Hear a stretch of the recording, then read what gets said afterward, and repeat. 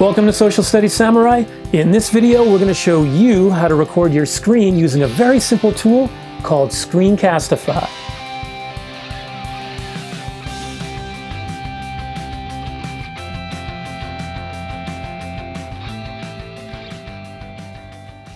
What I love about Screencastify is that it's very easy to use. It automatically makes a Google Drive folder for you and saves all your videos there. You can upload it directly to YouTube, directly to Google Classroom, or you can share a link directly from Screencastify with anybody with privacy settings. The only drawback is for the free version, you only get 5 minutes, but then you can actually record just 2 or 3 videos, put them in a movie editor like iMovie, WeVideo, or whatever, and then do your editing there. So let's get started.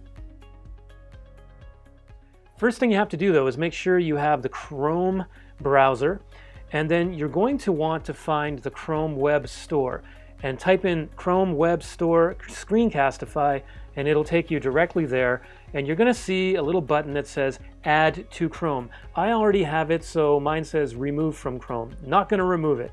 So once you add it to Chrome, you're going to see that you've got a little kind of pinkish orangey arrow right here. When you want to record, all you do is tap on that little, orangey kind of thing. And then you get all these options. Now, you can, use a built-in or an external microphone. You can use the webcam.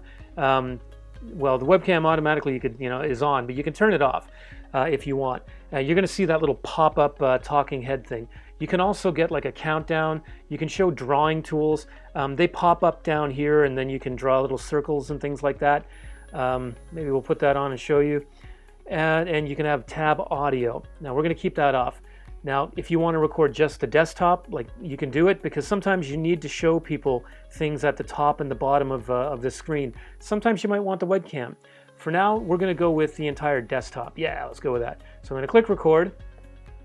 Notice my popping talking head has popped up right here. I'm going to choose to record my entire screen. I'm going to click share, and I'm going to click hide right here, because I don't really want that in there. So now I'm recording. So what I want to do is go to whatever tool I'm using to present with. In this case, I've got Google Slides, and it's tips for a public service announcement. So I'm going to click present. Notice my little talking head is gone now. And before I actually start my official recording, I'm going to pause. Thank you for watching my public service announcement. This is how you can record a PSA video with your computer screen. Here are some tips for recording.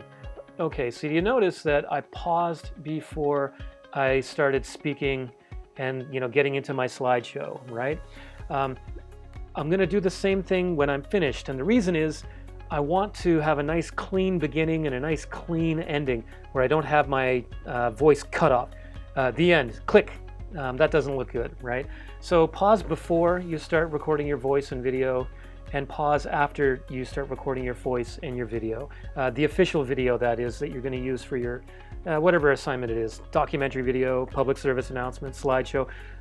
You might even be recording just something on your screen to show your teacher, or for a teacher to show students. You can trim the video later on, and then you can edit in other video editors like iMovie or WeVideo or Final Cut Pro. So now I'm finished with my presentation. I'm going to pause. Okay, now I'm still recording though, all right?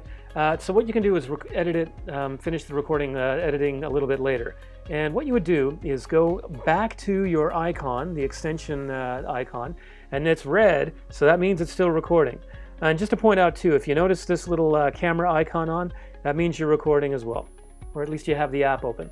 So I've tapped that, and I still have one more step. Now, if I know it wasn't that good, I'm just going to click trash it. So I'm going to stop it, and then I'm going to get these other options. So you notice here it's saving automatically to Google Drive. If I want, I can copy the link and then just share the link with other people. I have other options too. If I tap on that, I can change how I want it to look: private, public, unlisted.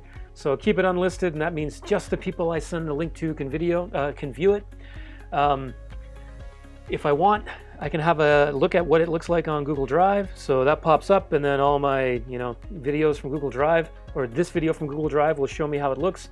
Still processing, so hey, I'm not going to look at it now. I can share it to Google Classroom, publish on YouTube, get the embed code.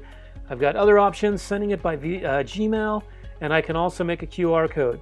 So one other thing that I want to do is think, do I want to edit it at all? So you notice here it's kind of going through, right? I can open it up in the editor. I'm not going to do that right now.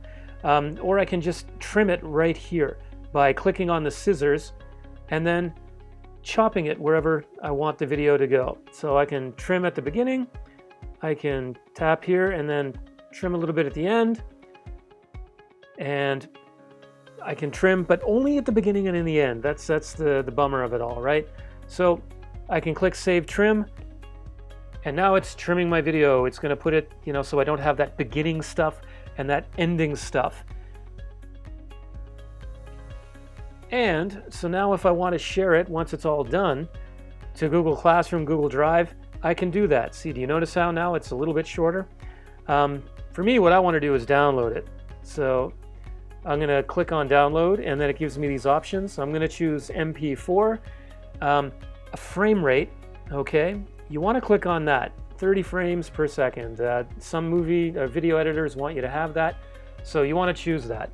And then you're going to wait for this to render, right? It's kind of processing.